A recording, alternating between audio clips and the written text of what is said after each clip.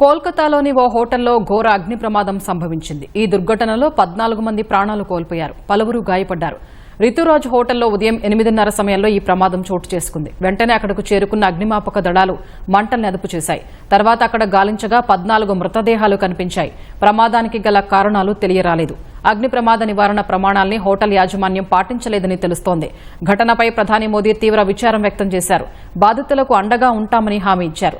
విషాదంపై స్పందించిన ప్రభుత్వం పశ్చిమ బంగాల్ క్షతగాత్రులకు మెరుగైన వైద్యం అందించాలని ఆదేశించింది. దర్యాప్తు కోసం ప్రత్యేక బృందాన్ని ఏర్పాటు చేసింది.